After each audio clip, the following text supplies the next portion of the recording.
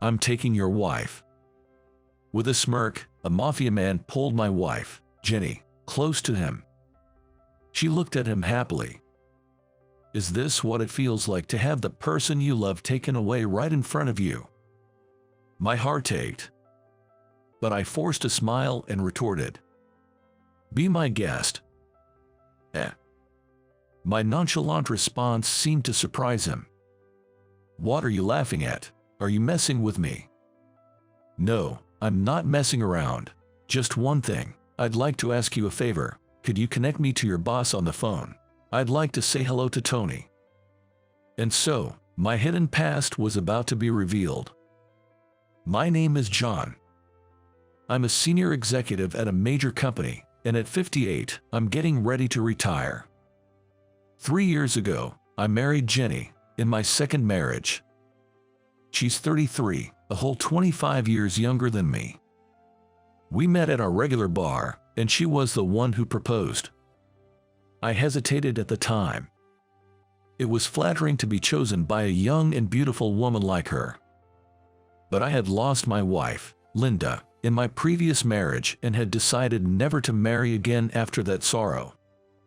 It had been 15 years since I lost Linda. I know you love your previous wife, but it's a waste to keep dragging the past sadness and not reach for the happiness in front of you.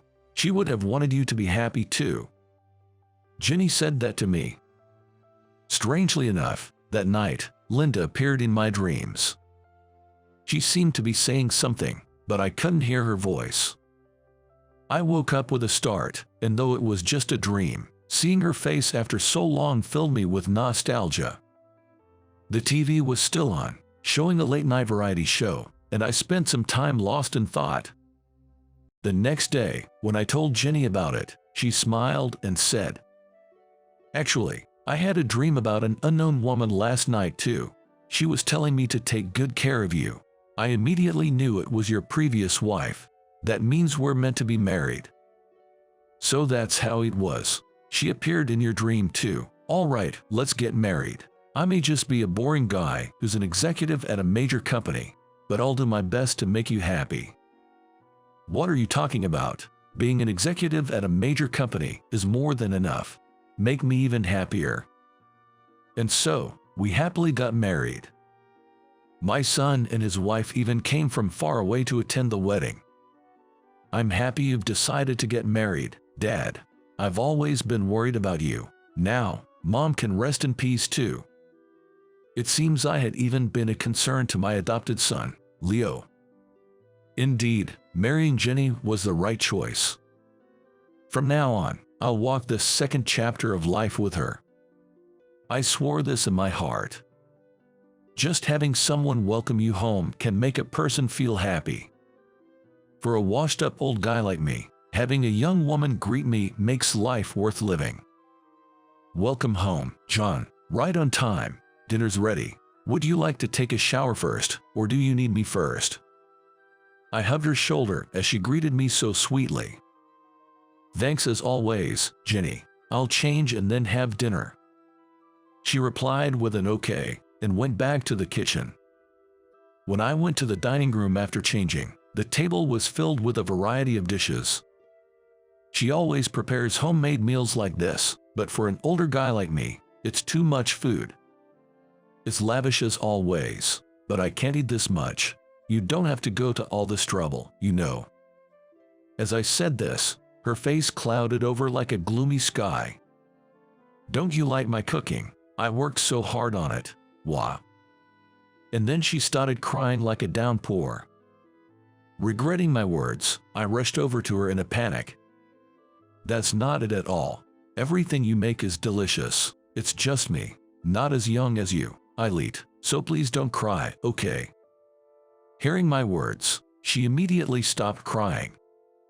She's a hard worker, but sometimes she just breaks down like this. Still, these moments are counted among the joys of happiness. To me, Jenny is irreplaceable. Though she may cry, she hardly ever gets angry. However, there was one time when she exploded in anger like never before. It happened when I came home without notifying her in advance. Before we got married, we had set some rules between us. Or rather, they were mostly suggestions from Jenny. One of them was, always report your arrival time when coming home. Apparently, she's quite punctual and likes to have the meals ready and the house clean by the time I get home. So, I made it a point to report my daily schedule every morning before leaving the house. However, on that day, my plans finished early, and I was about to get home an hour sooner. When I reached the nearest station and called to say I'd be home soon, Jenny burst out in anger like never before. You're coming home now, but there's still an hour left until your scheduled time." I was taken aback by her intensity. "Sorry, my work ended early. Maybe I should have called sooner." "That's not the point. Would you tell a client you're coming an hour early just because you caught an earlier train? They have their own schedules too. It's rude to change times based on your convenience." I was taken aback by her perfectly reasonable argument. You're right. The other party would have their preparations." "Exactly. So, find something to do for an hour and then come home. Sticking to the scheduled time is crucial." I couldn't believe I had to find a way to kill time just to go home, but I swallowed my words.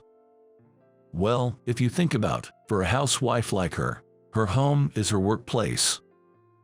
Indeed, her point was entirely valid. "I was wrong for not considering your situation. I'll find something to do and come home in an hour." Then, she packed away her anger as if it never happened and replied in her usual sweet voice. "Thank you for understanding. I'll be waiting in an hour. Just don't kill time in any sleazy places, okay?" I swear I won't." Her strictness with time was a testament to her serious commitment to her role as a housewife.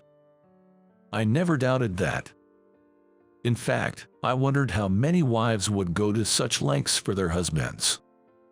Feeling grateful, I embraced the warmth of her dedication. During this time, I was assigned to go on a business trip overseas by the president. There seemed to be an issue at one of our factories abroad, and I was asked to bring a few team members and resolve it. I was chosen because I'm fluent in several languages. Back in my youth, I had traveled abroad with just a backpack, learning not only Spanish but also the local languages. An overseas business trip sounds tough, especially for 2 weeks. Jenny said with a concerned look after hearing about it. "The 2 weeks is just a minimum estimate. It might get extended. I can't return until the problem is resolved. If it does get extended, I'll let you know right away." "Okay, take care. It's dangerous overseas." "Thanks for your concern, but I'll be fine. You should take this time to relax too. How about going on a trip with your friends?" "That sounds nice. I'll think about it," she said, smiling brightly. And so, I headed off on my business trip. But when I arrived, the issue had calmed down significantly, and we resolved it within a week. I immediately emailed Jenny about the situation and started my journey home. Though the work was easier than expected, returning from abroad is still quite tiring. Dragging my heavy suitcase, I made my way home. When I arrived, something felt off, and I paused in front of the entrance. For some reason, I felt I shouldn't open the door just yet. Perhaps it was because I had emailed about my early return but received no reply from her. Thinking she might be enjoying her day off undisturbed with a friend, I refrained from sending any more messages. Or maybe she had gone on a trip and wasn't home. Exhausted, I quietly opened the front door and entered the house, only to encounter an unexpected situation. Seeing an unfamiliar pair of men's shoes at the entrance was surprising enough. But as I approached the dining room door, I heard Jenny's voice along with that of an unknown man. I peered through the gap in the door. "Come on, it's your turn, Mark. Hurry up and play. It's your fault for stopping me. I can't go anymore." I could feel my heartbeat quickening. I didn't want to think it, but could she be having an affair? The thought raced through my mind. It's not me, just hurry up. You're wicked, you know that. Take this. Ugh. Hearing her scream filled with delight, I barged into the room, surprised at my own actions. Whoa, who are you? The moment he saw me, he scattered the playing cards he was holding across the sofa table. John, why, you're not supposed to be back yet. She also let go of her cards. Laid out on the table were cards arranged for a game. It seemed they were in the middle of playing a card game. But given the situation, they were probably up to more than just that. The man, who seemed like her affair partner, suddenly grinned and said, looking at me, "So, you're the husband. You do look as pathetic as she said." And then, as if to show off, he pulled her close to his body. "I'm taking your wife." The man wore a tank top and had a surprisingly good physique upon closer inspection. My instincts told me he wasn't living a respectable life. "What are you staring at?" "It's nothing. By the way, are you in the mafia?" I asked the manual. "What's it to you?" "Well, whatever. I'll tell you since you asked. I'm from the Luciano family." The Luciano family, that's the new organization that branched off from the Stefano family, right? "Wow, you know your stuff, old man." Ginny cut in. "Hey, don't just ignore me and carry on with your conversation. And John, did you forget our agreement? You're supposed to stick to the scheduled time when you come home. It's your fault for coming back at a weird time." What kind of reasoning is that, I thought. Was her insistence on timing just to ensure I wouldn't come home while she was cheating? I did send an email, see. That's when I realized. The email I thought I had sent to her was still in the outbox. Unsent due to poor signal. "I'm sorry. I thought I had sent it, but it seems it didn't go through." However, she only sniffed him and did not get angry like before. "You would have been happier not knowing. To tell you the truth, I never loved you from the start. I married you only because you were a well-off executive at a large company and an easygoing person with money." "What a pity," he said, holding Jenny's shoulder with a triumphant look. I had no words to retaliate against this man named Mark.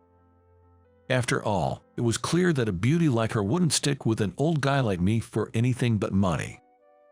It was something I could have realized if I had thought about it a little. Still, I couldn't hide my frustration. "But you always kept the house clean and prepared homemade meals every day, didn't you? Are you saying that was all a lie too?" Then, she burst out laughing. "You're really too naive. Cleaning can be done by calling a housekeeper, and the meals are already made. Ever heard of catering services? They deliver delicious meals every day, and all I do is heat them up. So, even those meals weren't homemade. From today on, I'll be taking care of Jenny. Poor old man, betrayed by his wife. You'll live in this house alone," he boasted proudly. Even though it was regrettable that she never loved me, I felt a need to show some defiance against the man who was taking away my wife. "Be my guest." "Eh," I replied with a smile on my lips, which seemed to confuse him. He probably expected a pitiful reaction like, "Please don't take my wife away." "What are you laughing at? Are you messing with me?" "No, I'm not messing around. Just one thing. Could you put me on the phone with your boss? I'd like to say hello to Tony." Upon hearing his boss's name, he visibly tensed up. "Jenny being with you means she'll be with the Luciano family.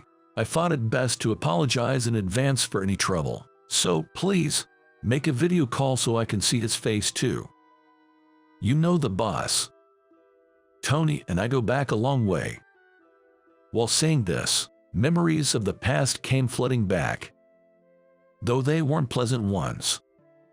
Just thinking of his face made me frown. I noticed Mark staring at me with a strained look. Is there something on my face? I also realized that her behavior had been strange for a while. She was looking at me as if she had seen something terrifying, her expression frozen. "All right, I'll connect you to him. Tony likes me, so he'll answer right away." He handed me the phone. True to his word, the other side picked up almost immediately. "What's up, Mark? Making a video call. Did something happen?" The voice that came from the other side was unmistakably Tony, deep and menacing. "Hello, Tony. It's me, John. Long time no see. I never thought we'd get to talk like this." Seeing my face, he turned pale instantly. "John, you're alive." His voice trembled. Of course it would. Our past wasn't something to be proudly shared with others. It's been over 2 decades since I decided to lead a normal life, to marry my previous wife, Linda. I never wanted to get involved with the mafia again, but perhaps this was fate. And I haven't forgiven Tony. Looking him in the eye, it made me clear. "I'm glad you remember me, Tony. Of course, I'm alive. I've fully integrated into society, now an executive at a large company. I thought I'd never have to see the faces of you lowlifes again, but life is full of surprises." I almost slipped back into my old self. No, I made a promise to Linda. No matter how much anger wells up within me, I swore to part ways with my former self. I first entered the world of the mafia when I was 18. It was Alex, a high-ranking member of the Stefano family, who picked me up when I was nothing but a troublemaker in the streets. He saved my life when I was beaten to a pulp after picking a fight with 20 people on my own. "You remind me of my younger self. You've got guts, taking on 20 people like that. Come with me, I'll at least feed you." I wasn't the only one he saved. He was well regarded for taking care of lost youths, earning the loyalty of many underlings, including Tony. However, unlike me, he was ambitious. "One day, I'll become the boss, and I'll make you my right-hand man." He would always say such things to me. At the time, the Stefano family was known for being the largest mafia organization in the country. That's why they valued even a young nobody like me. It's embarrassing to admit now, but I did all sorts of dirty work, like collecting debts while yelling and forcing bad payers in the nightclubs we ran to cough up their wallets by stepping on their feet. After all, doing bad deeds is the bread and butter of the mafia. I knew none of what we did was praiseworthy. But Alex, a true mafia man, was a good person to me. I didn't have any decent adults around me. My father, who succumbed to alcohol and became abusive, and my mother, who left me behind to run away with another man. I trusted Alex more than any of them. And so, I stayed in the world of the mafia until I was over 20. But at some point, an unsettling atmosphere started to spread within the organization. The increase in members led to the formation of factions, causing friction among them. Being a low-ranking member, I wasn't directly involved, but it seemed Alex was caught up in the factional disputes. Tony, aiming for a higher position, seemed to be scheming to use this situation to his advantage. Although Alex was beloved by his underlings, he was not well regarded by the higher-ups, because he was too compassionate for a mafia member. As time passed, the nature of mafia work also changed. To make money, they would exploit and dispose of ordinary people when necessary.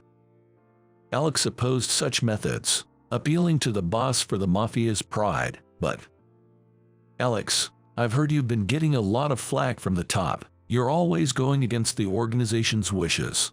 That won't get you promoted or make you any money." Tony, always eyeing the top, was well informed about the movements among the members. He kept me updated on the internal situation of the organization. And then, one day, it seems he is going to be ousted from the organization. He's lost quite a few underlings too. You'd better distance yourself from Alex before you get dragged down with him. Ousted, as in, taken out. No way. Alex has always worked for the organization. Even boss treated him like a son. There's no way he'd be ousted." Then, Tony laughed and said, "It's the boss who said to oust him. Alex is too rigid. You can't make money without being flexible. Mafia is not all about making money." I couldn't help but lash out in anger. Seeing my reaction, he seemed a bit flustered as he said, "Calm down. You're too biased towards Alex." "What are you talking about? Didn't he help you too?" "Help me? You can think that if you want, but he just wanted to increase his pawns. He was nice to us just to control us the way he wanted." At that moment, I found myself grabbing him by the collar. It was probably then that he started seeing me as a threat. Not long after, Alex was found in a drastically altered state. It was the work of a rival mafia from a neighboring country. Alex was rumored to have been colluding with them, funneling organization resources their way. I never thought Alex would be guiding those guys from the neighboring country. He was even plotting to take over the organization, they say. His words left me beyond anger. That's a lie.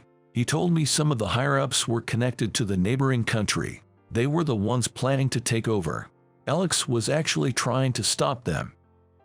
Forget about Alex already. Tony, you ingratiated yourself with those executives connected to the neighboring country, didn't you? Did you betray Alex? He didn't answer my question and just disappeared quietly. And then, one night, I was attacked by several men in masks. Around the same time, the Stefano family was involved in an internal conflict that led to a shooting incident, resulting in many casualties. This incident led to police intervention and the organization splitting into several factions. One of those factions was later led by Tony, becoming the Luciano family.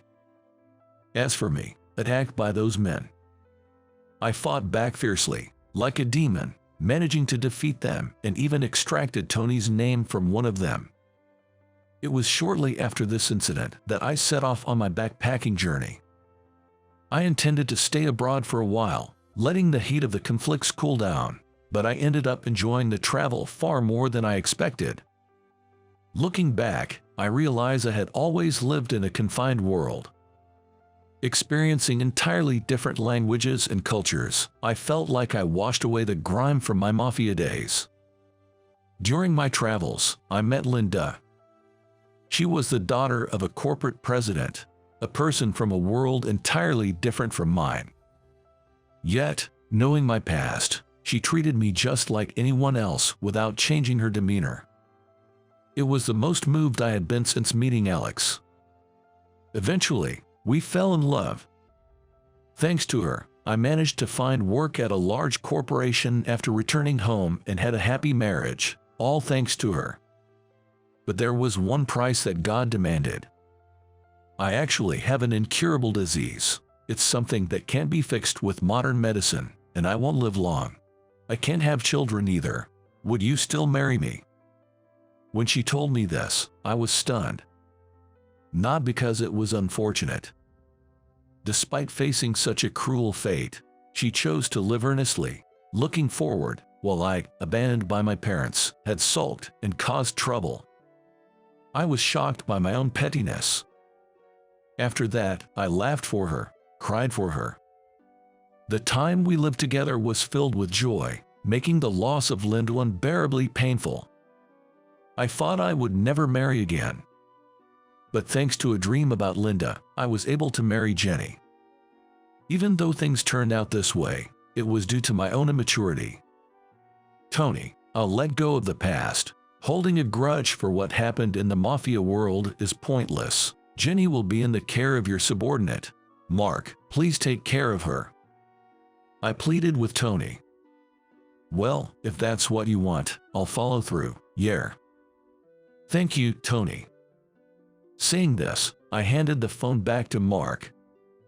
Let's go, Jenny. He pocketed his phone and urged Jenny to leave. But then, something unexpected happened. Hey, get your hands off me. I'm not going anywhere with you. acting all familiar just because you're a fling.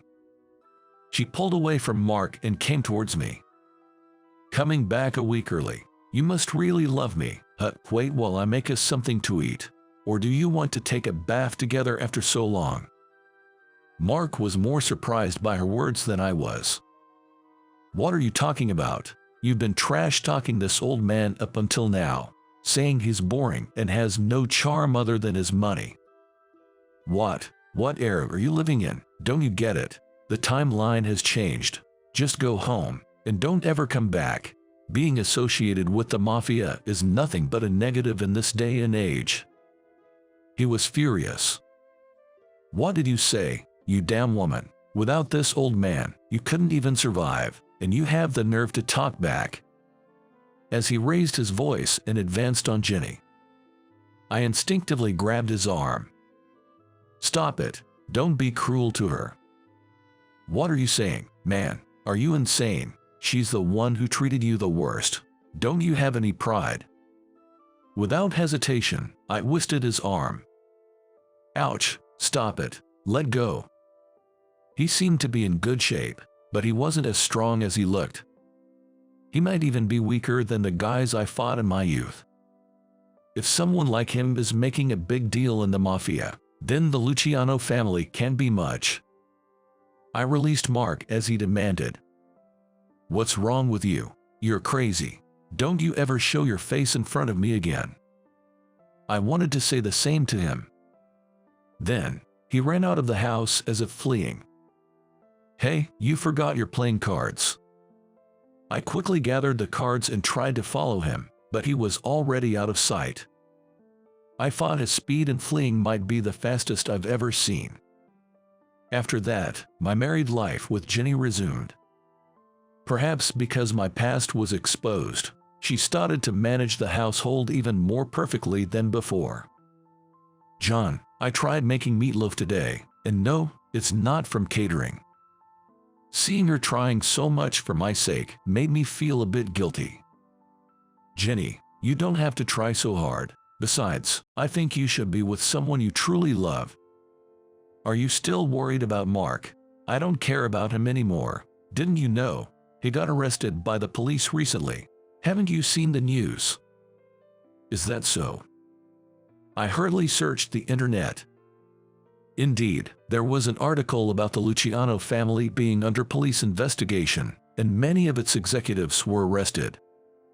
It's true. The crackdown on the mafia is really strict these days. The times no longer need the mafia, it seems. I thought of Alex and felt a mix of emotions. Seeing me like that, she became serious. John, I'm really ashamed of my past self. I was so focused on money and disregarded your feelings. I'm truly sorry. She apologized. What's this all of a sudden? I'm not mad anymore. It's not about whether you're mad or not. I felt I needed to apologize, and I have another big lie to confess. Is there something else? I was taken aback. Actually, I never had a dream about your previous wife. I just said that because I wanted to marry you, but I knew how important she was to you, and I felt I had to apologize. Of course, the dream story was why I decided to marry you, but it turned out well. I think Linda would be happy for us too. Then, Jenny shrugged and smiled, saying, "Thank you for forgiving me." That night, Linda appeared in my dream again. I immediately spoke to her. You were right. Marrying Jenny was a good decision. Despite everything, we're happy now. Thank you for pushing me forward back then. But Linda shook her head. I was actually against the marriage at that time. She had no love for you. What? I'm surprised. You must have fallen asleep with the TV on, so you couldn't hear me, but I'm relieved to see things are going well now. Her love seems genuine. I wish you both happiness. And then I woke up. Next to me, Jenny was sound asleep, drooling a bit. I never had a dream about Linda again. We would meet again, but that's a story for another time. A year later, we were blessed with a baby girl. I never imagined I could have a child at my age, so it was a complete surprise. Well, it might not even be my child, but even if the child in your belly isn't mine, I'm happy that I can raise a child with you. I tried to say it jokingly, but Jenny got angry. What are you talking about? This child is undoubtedly ours, yours and mine. If you don't believe me, shall we do a DNA test? Sorry, I didn't mean to doubt you at all. I just wanted to say that I'm happy, no matter the path we've taken, that this child has come to me. That's right, it's our path, yours and mine. She was even more upset and hit me. Ah, it moved, she said while stroking her swollen belly. It must be worried about us arguing. Then, we looked at each other and laughed, feeling the shared desire to make the life coming into this world happy.